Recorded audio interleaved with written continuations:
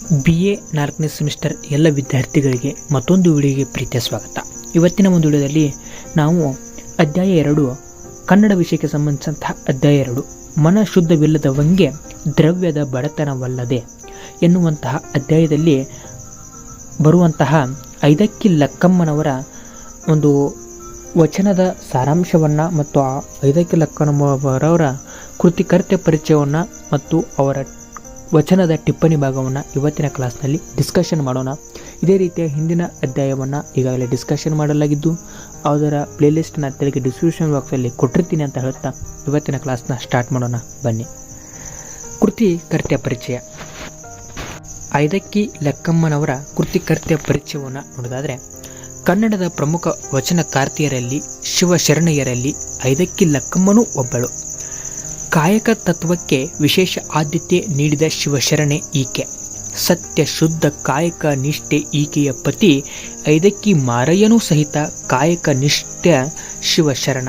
ವಚನಕಾರ ಐದಕ್ಕಿ ಲಕ್ಕಮ್ಮ ರಾಯಚೂರು ಜಿಲ್ಲೆ ಲಿಂಗಸೂಗೂರು ತಾಲೂಕಿನ ಅಮರೇಶ್ವರದ ಅವಳು. ಇಲ್ಲಿನ ಅಮರೇಶ್ವರನೇ ಈ ಶಿವ ದಂಪತಿಗಳ ಆರಾಧ್ಯ ದೈವ. ಅಂತೆಯೇ ಇವರ ವಚನಾಂಕಿತ ಅಮರೇಶ್ವರವೇ ಆಗಿದೆ.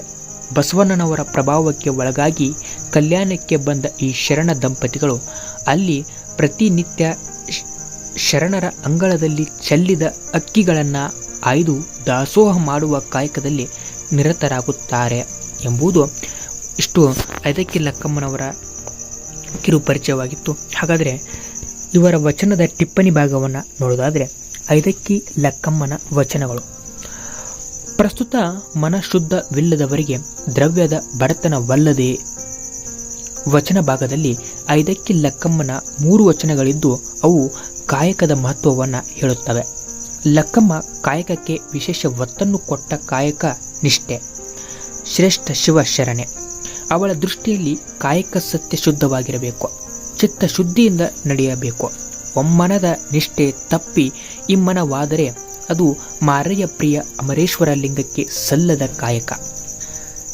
ಚಿತ್ತಶುದ್ಧಿ ಇಲ್ಲದವನಿಗೆ ಕಾಯಕ ಇಲ್ಲ. ದ್ರವ್ಯದ ಬಡತನ ತಪ್ಪಿದ್ದಲ್ಲಿ ಅದರ ಚಿತ್ತಶುದ್ಧಿಯಿಂದ ಕಾಯಕ ಮಾಡಿದ ಶರಣನಿಗೆ ಅಮರೇಶ್ವರ ಲಿಂಗವಿರುವ ತನಕ ಲಕ್ಷ್ಮಿ ತಾನೇ ತಾನಾಗಿರುತ್ತಾಳೆ. ಕಾಯಕಕ್ಕೆ ಚಿತ್ತಶುದ್ಧಿ ಬಹುಮುಖ್ಯ ಎನ್ನುತ್ತಾಳೆ ಲಕ್ಕಮ್ಮ. ಲಕ್ಕಮ್ಮನಿಗೆ ಕಾಯಕ ನಿಲ್ಲುವಂತಿಲ್ಲ, ಅದೊಂದು ಅನವರತ ಕ್ರಿಯೆ. ಭಾವಶುದ್ಧವಾಗಿ ಮಹಾಶರಣರ ತಿಪ್ಪೆಯ ತಪ್ಪಲ ಅಕ್ಕಿಯನ್ನು ತಂದು ದಾಸೋಹ ಮಾಡುವಲ್ಲಿ ಲಕ್ಕಮ್ಮನಿಗೆ ವಿಳಂಬವಾಗುವಂತಿಲ್ಲ, ನಿಲ್ಲುವಂತಿಲ್ಲ. ಕಾಯಕ ಸತ್ಯ ಶುದ್ಧ ಮಾರ್ಗದಿಂದ ನಡೆಯಬೇಕೇ ಹೊರತು ದಾಯಗಾರಿಕೆಯ ಮಾರ್ಗದಿಂದ ಅಥವಾ ಅಪಮಾರ್ಗದಿಂದ ನಡೆಯುವಂತಿಲ್ಲ.